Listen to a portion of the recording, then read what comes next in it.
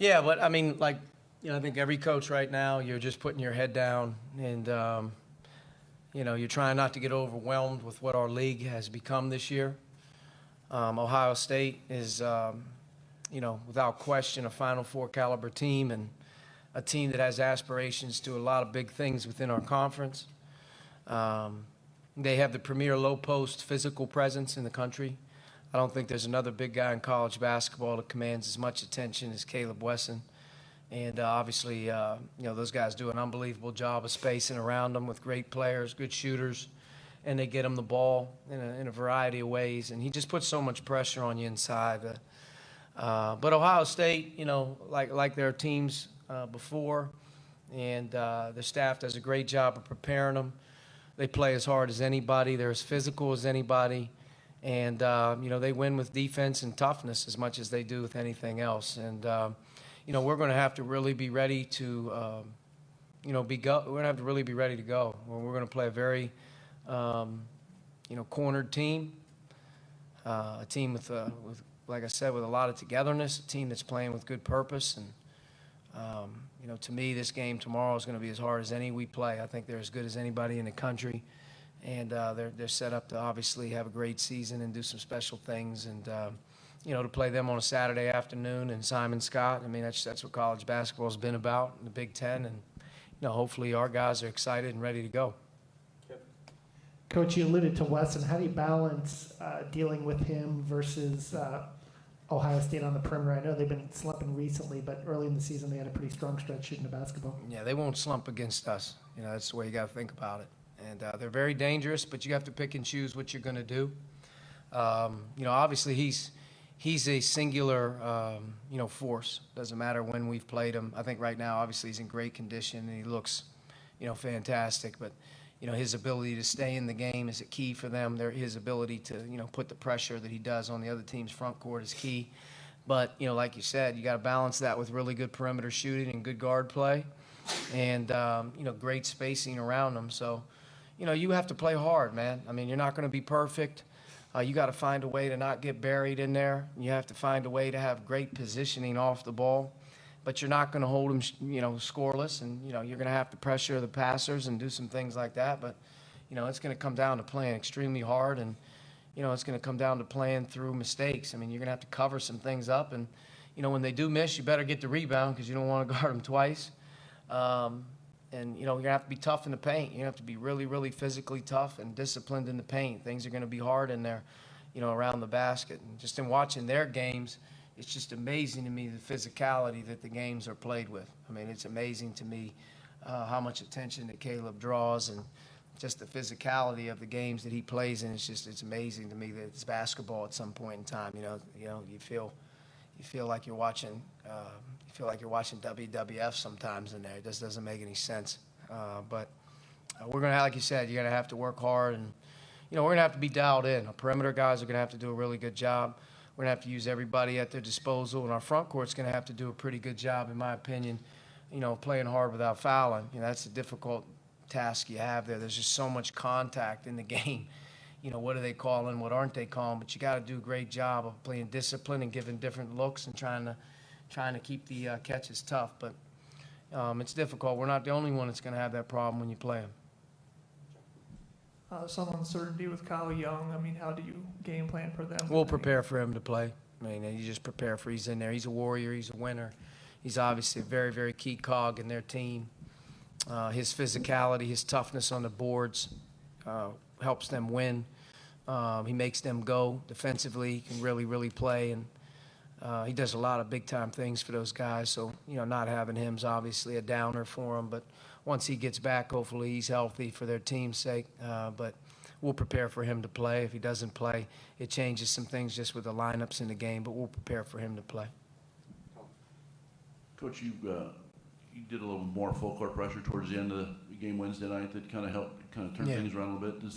Does doing more of that help these guys get engaged on both ends of the court anymore, or is that just a coincidence from the other night? No, I think so. I think it's a good point. I think once you start to set the tone that you're going to pick up your pressure and you're going to pull it full court, that it hopefully engages your guys to understand, like, we got to get up and we're going to play, 94 feet. We're going to play hard. Your guards got to play a little bit harder on the ball, and I definitely think that it helped us the other night. It picked up our pressure. Things weren't as easy, and I think it's a team that has the ability to do that, and I think that maybe we can start to implement that a little bit more when even though you're not down. I mean, I just think, we have some numbers, and at times we want to pick up and maybe apply some more pressure that, disruption, whether it's full court inbound or timing or whatever it was. But it's something that we went through. I think it's something our staff has talked about adding more to it. Did a little bit at Maryland as well. We were down, but I don't think you have to do it just because you're down. I mean, maybe we start to implement that in the first half a little bit more. I don't know if it'll present itself tomorrow.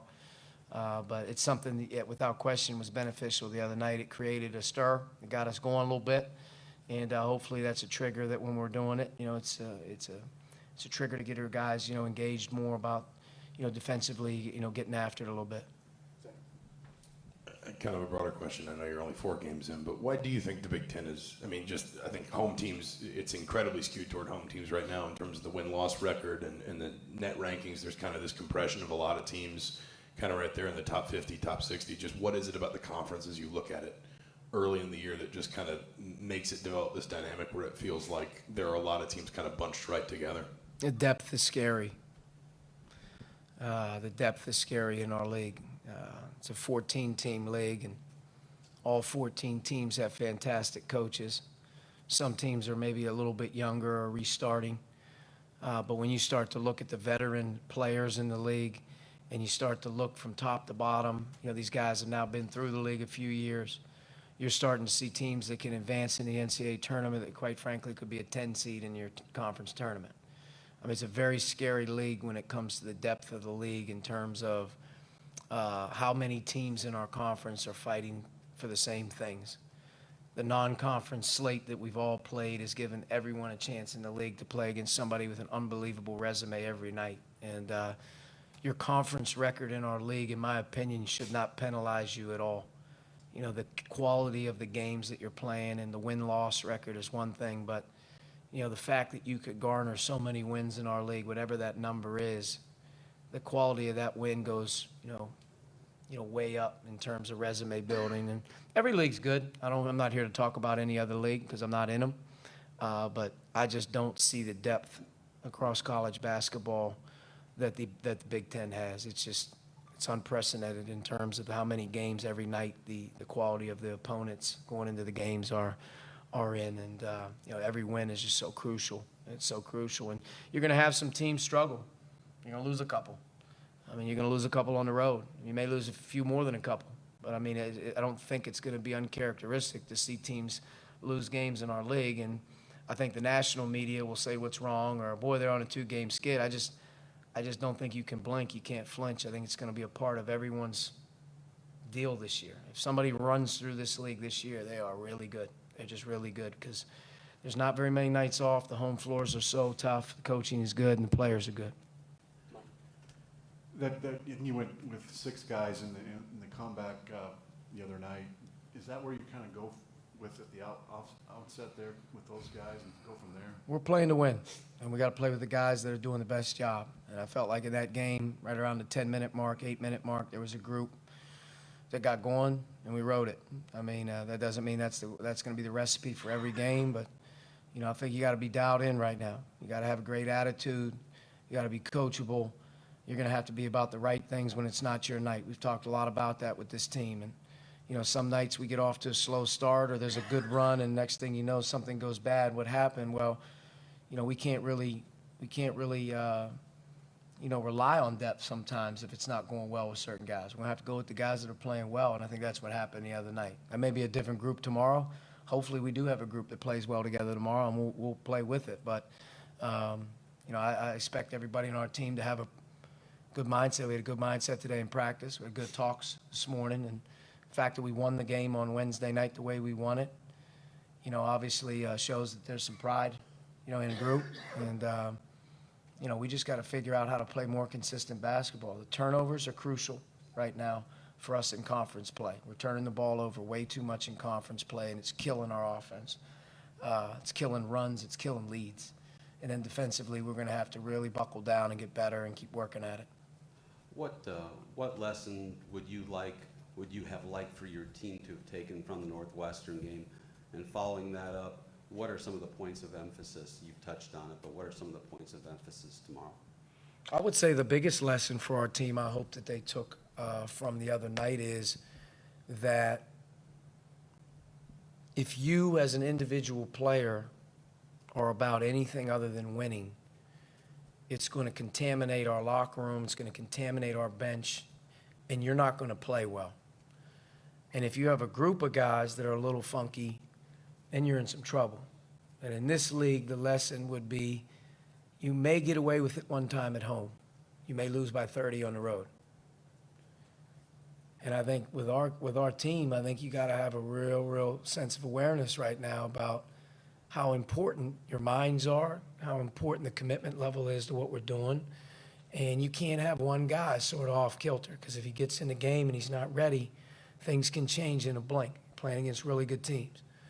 So my hope is that we get our minds right, we start to focus in a little bit better, and we start to have some of our leaders start to step up and communicate a little bit better and keep it tight, stay focused right now. And it can happen with teams. I mean, you lose a couple games, all of a sudden, next thing you know, you got some guys in the dumps or they're not confident. That hurts. But you can't ever go away from the commitment level to each other, and it can't go away from the process at hand, which is working every day to get better, and it can't go away from that feeling of winning is the most important thing. I'd say that's the biggest lesson. Moving forward, I think we got to get some of our older guys to get better at that. You can't always, as a coach, be on top of every guy. It turns them off. It's a little bit different when your teammates are on top of you, when they need you to step up and play, or they need you to be better, or they need a guy in practice to kind of snap out of it. It can't always be the coach. Sometimes the players got to hold each other more accountable, and I think that's the thing we're trying to get our guys to do a little bit better job of. All right, Coach, thank you. Awesome. Thank you. See you guys in about 12 hours.